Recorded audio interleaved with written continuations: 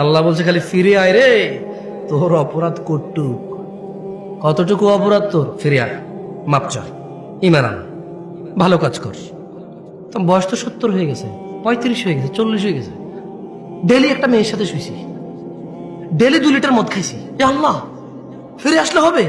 আল্লাহ বলছে আরে শোন, যদি তুই ফিরে আসস, ঈমান আনস, ভালো কাজ করস, এগুলো তোর গুনাহ পৃথিবী সমান, ফাউলাইকা ইউবাদদিল, আল্লাহ তোর গুনাহ এগুলাকে মাপ তো করবে, এই সব গুনাহকে ইউবাদদিলুল্লাহ সাইয়্যাতিহিম হাসানাত, তোর সব গুনাহকে, তোর নেকি নেই, তুই বয়স কম, মরে যাবে কিছুদিন পরে, বা তুই জানিস না 20 বছর বয়সে মরতে পারিস, তোর তো আমল নাই, তো তোর সব গুনাহকে আমি আল্লাহ নেকিতে পরিবর্তন করে তোর নেকির পাল্লা দিয়ে দেবো।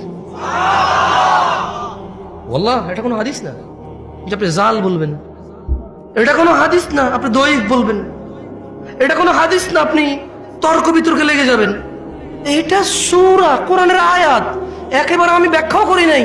আল্লাহ ইল্লা মান তাব, অতঃপর যে তওবা করে, ওয়া আমানা ঈমানান ওয়া আমিলা আমালান সালিহা, ভালো কাজ করে, ফাউলাইকা ইউবাদদিলুল্লাহু সাইয়্যাতিহিম হাসানাত, আল্লাহ তার সকল গুনাহকে নেকিতে পরিবর্তন করবে।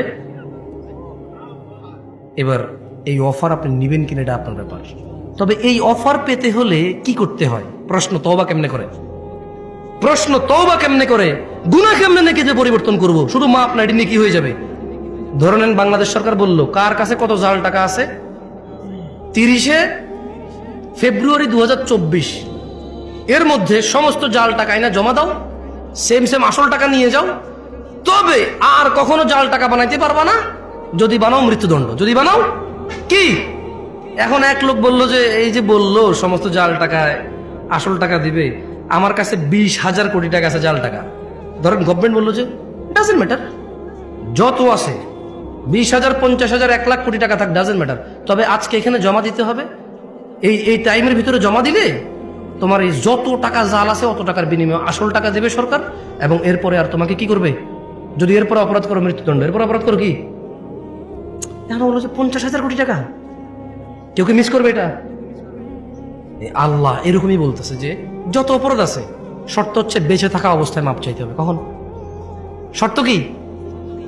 কেউ কি বলতে পারেন কে কতদিন বাঁচবেন? আমি পারি না। ভাই আপনি বলতে পারেন কতদিন বাঁচবেন? তুমি?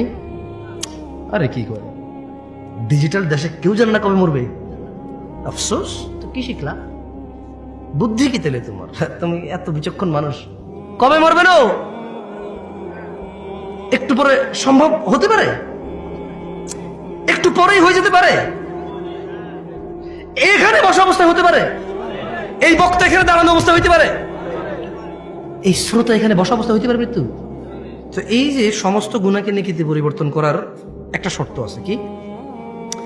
সবগুলা গুনাহ যা হয়ে গেছে এই এখন বলতে হবে, এখন আস্তাগফিরুল্লাহ, আল্লাহ আমাকে মাফ করেন, আমি আর কোনোদিন গুনাহ করবো না। যদি গুনাহ করি আপনি তো জানবেনই, আপনার সাথে কি লুকায় গুনাহ করতে পারবো না, তবে আমার সব গুনাহ আপনি মাফ করে দিবেন, আমি আর গুনাহ করবো না। বাস মৃত্যু পর্যন্ত আপনি তৌফিক দেন যাতে আপনার উপরে ঈমান রেখে ভালো কাজ করে মরে যাই, আর খারাপ কাজ করবো না। আল্লাহ বলছে সব নেকি হয়ে যাবে। এখন আপনাদের সিদ্ধান্ত ভাই।